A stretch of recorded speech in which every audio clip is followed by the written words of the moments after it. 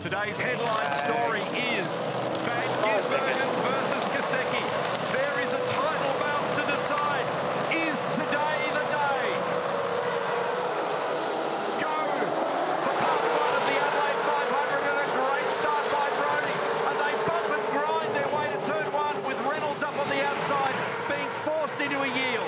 It was a bad start, weirdly, there for Van Gisbergen. The jump from the start was brilliant by Brody, but the secondary part of the start was better by David.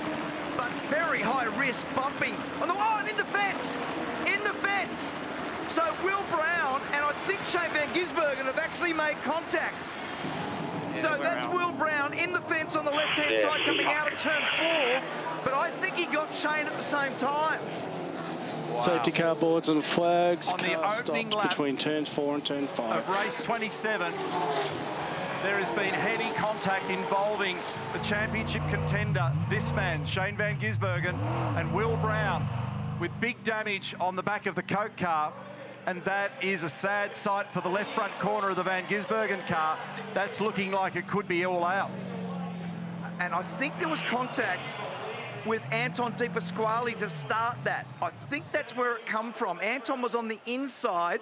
It ricocheted Will wide, and he was caught in it because of the bad start, Neil. Now keep an eye when they get up here into the braking area. So that's Anton. Who makes contact with Brown. And Shane had nowhere to go. He's just an unwitting victim in the whole thing. Just clips him on the way by. So you got that 100%. On board here with Will Brown, turn 1.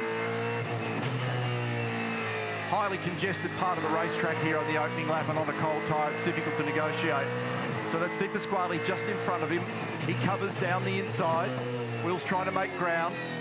Up on the outside, gets squeezed here. Bang, contact. Heavily into the wall. So he eats concrete on the left and gets Van Gisbergen on the right. So here it is again from external, turn 4. So they interlock wheels, fires Will into the road, and that catches Van Gisbergen and effectively ends his day. And Shane had nowhere to go. Absolutely nowhere to go. On board now. This is Cam Waters in the foreground, and the push and shove's happening up here at turn 4. We're with Shane. Bang, bang, nowhere to go. In fact, the Mustang in front, Cam Waters, blocked his vision completely, didn't it? Because when you were on board just then, you didn't even see that Will went in. Oh, that went in hard. Yeah, that's a nasty shunt. Nasty for 2 reasons, because the right rear got monstered and savaged, and then it goes headlong into the wall. So it hits the tyres initially, but the wall's just after it, isn't it? Yeah, so that's going to have pretty significant damage to deal with. And then it's bitten this car. And Van Gisbergen literally had nowhere to go, and he's out of action. Andrew Edwards knows the story. Under investigation, race control confirming that the contact between cars 9, 11, 97, lap 1, turn 4 will be considered. Shane heads back into the garage. And there's not much you can say. He's pulled a couple of gears and got up there to turn 4, and it's game over. That was not in the script. We get stuck into it one more time. It's going to be a long, busy afternoon. Brody covers quite aggressively to make sure that there's no incentive at all for Reynolds, who's actually made a bit of ground there. So he's trying to search for a way by at the moment, out of turn 5. Brody covering again. Cleaner start in these first couple of corners. They'll all be just starting to get a bit of a feel for what have I got for balance and grip here. What am I dealing with? Quite a bit of direct light on the racetrack at the moment. Meantime, race control confirming that there's no further action after the incident up at turn 4 on the opening lap, which will be considered a racing incident. We'll try to stay close to this battle with the run up here. This is a good look at what the comparison is for a very fast turn 8. He's come through there very well. In fact, he's in a spot. He could have a dive if he was, looks like he's going to, and he has. So that was a good run. It was. A very, very nice run through the middle of that corner, and the aero effect was not substantial enough to hurt the momentum that Dave Reynolds had, and he come through there beautifully. He was able to run off there 2 or 3K faster than what Brodie was able to exit at, and down the inside he went. Change for position number 2 now. Thomas Randall moves up 1 spot. No risks being taken at all by Brodie Kostecki. Not a lot of fight, not elbows up for Brodie here at the moment. He's just making sure that there's no risk. So Kostecki's come in for his first stop. So he's out of the queue. Keeping an eye on the battle at turn 11. Will Davison still hanging on. And that seemed like a fair drink of fuel. Yeah. So the 100 litres compulsory fuel drop, we've already seen early numbers under 20 litres. And for Kostecki, what number will we get there? It's actually not that much more. It's 26 litres on our numbers, so it looked like it was in there for a lot longer than that.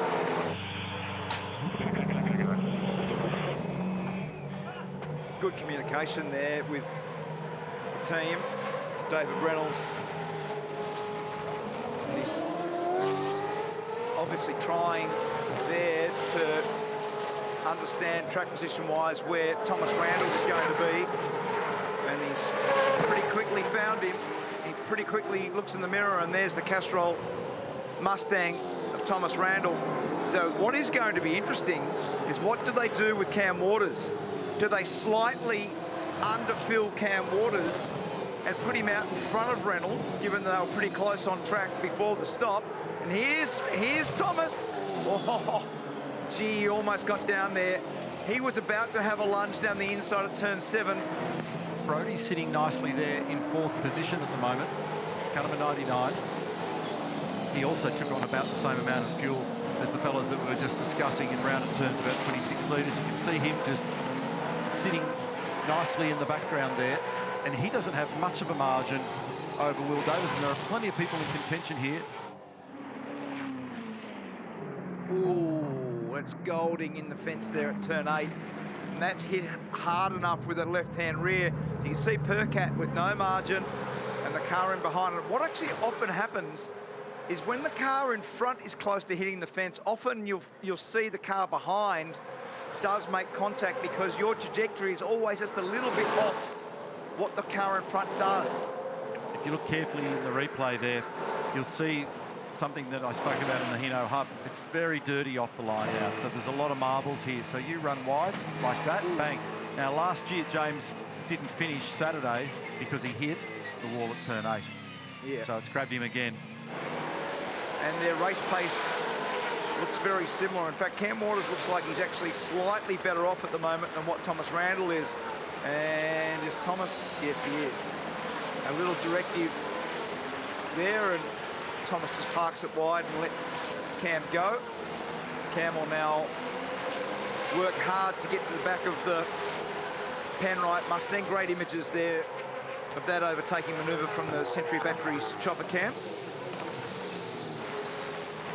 He's sweating on him now. So this is awkward for Reynolds, because the fastest way around the racetrack is to stay on the racing line.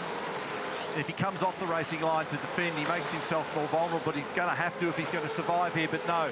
And in the end, Waters just grinds on by. So he's just pressed on, and that's brought Randall in. Thomas is in here now as well. Waters covers down the inside as they all rush to turn 8. That is first, second and third with 38 laps remaining. Second last race of the championship year. And here comes Randall, thinking about it, high and low. Reynolds tries to respond out the other side of turn 9. First, second, third, back to second gear for the left-hander at 11. Great racing when you've got 0.4 of a second across the top 3 cars. At the end of this race, the objective for the team is to have more than 150-point lead over Shane Van Gisbergen, with wherever he finishes in the first leg of VAILO Adelaide 500. That means that he will overnight assume effectively the provisional winner of the championship until tomorrow on the last race is run, excluding any penalties or anything that may transpire out of tomorrow's event. Still clear, get ready now. Go, go, go. Go get it, mate, go get him. Matty Roberts. Go get him, mate, go get him. I think he's got the eyes on regardless. He's got plenty of incentive. That was his teammate coming out of the final corner in the background, Thomas Randall. On board now on the left of screen. Just doing some blowing. Cam Waters. Fuel. 5 seconds, nice clear lane, Davey. Nice clear lane, mate. 5 seconds, 3. Go, go, go, go, go. And that trundle down the lane at 40 k's right now feels painful. Yeah, especially when you know there's a car coming by you. And there's an opponent on his way. Water's going down, 2 lap cars away. And he comes out in front, but is he going to stay there? Oh, and how close, side by side through turn 1, and they both come out the other side and only just wriggle out there without ending up in a complete mess. Unbelievably tight moment. Brilliant driving by both of them, absolutely brilliant. Fantastic performance by both those boys to manage to unlock that knot, because that could have turned into a gigantic mess all over the road. Well, how both of those cars aren't massively damaged as a consequence of how close that was. This is now on board with David Reynolds. Here comes Cam. David turns it in. He has to take evasive action across the inside curb. And right there at the point between turn 2 and turn 3, those two cars were so close to making contact right now. Oh. Oh dear. So Waters absolutely had the crosshairs on. So he was going through there absolutely no matter what. David's doing everything he can to hustle, but he's got cold tyres, so he's got no grip. He had to shortcut over the top and wriggle out the other side, and they managed to tell the tale, both of them. Let him go if you need to. Your championship today. Worry about the other one tomorrow. Yeah, so that's George on the radio, doing exactly what you were just describing. He was waiting until he got out of the tricky bit of the racetrack so he could talk to him in a straight line. And only just stopping in time down there at turn 9 was Brock. He had the rear brakes locked when he got to the slow part of the stop, and he skates through. So he's got 3.2 kilometres to run. Really fought hard today with a strong car, good strategy, and building beautifully off the back of that great run on the Gold Coast, where he was the winner on Saturday.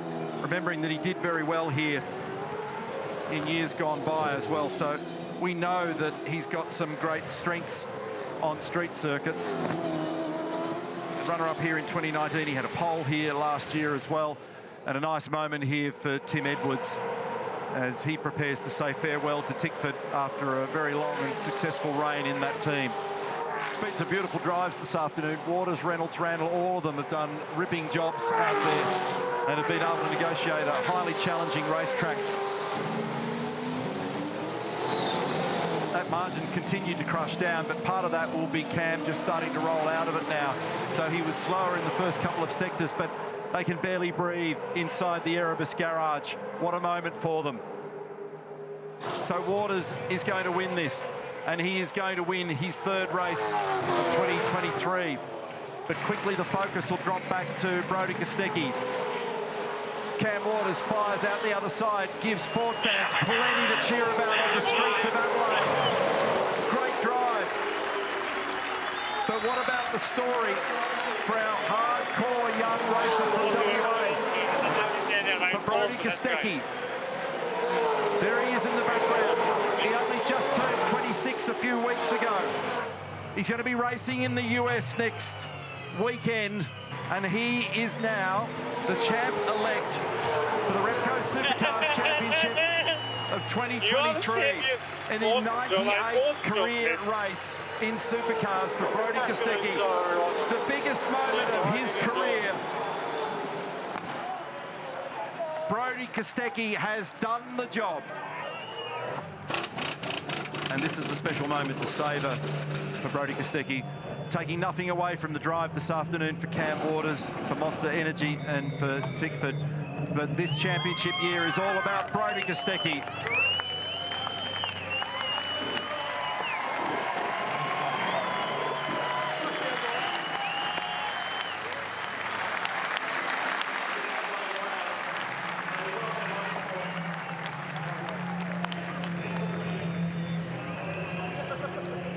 Life-changing day for that young man. And what a future he has. Meantime, in Pertec Victory Lane. Big reaction also for Cam Waters. Welcome relief for him, for his group. Thomas Randall in there as well, getting on the podium today. It's a 1 and 3 for Tickford. That'll give Tim Edwards something to smile about, and a beautiful drive today also for David Reynolds. Okay, let's have a look at our results at the end of the second last race of the championship year, and Cam Waters gets it done by a pretty tiny margin in the end. He rolled out of it from David Reynolds. Thomas Randall, you just heard from. Beautiful drive from him this afternoon. Great charging drive also for Chaz Mostert to get back up into 4th position, and followed by Brock Feeney, Brodie Kostecki, who comes home as our champ-elect, followed by Will Davis and James Courtney and Andre Heimgartner. Scott Pye, nice work as well. And Shane Van Gisbergen, sad to see his name out so early in that race together with Will Brown, and pretty substantial damage. So points-wise, the aim of the game was for Brodie to get away from here with more than 150 points in his back pocket if he was to stitch up the championship. Well, he's done that. You can see it's 233, that margin. But interestingly, there's been a move up 1 position by Brock Feeney.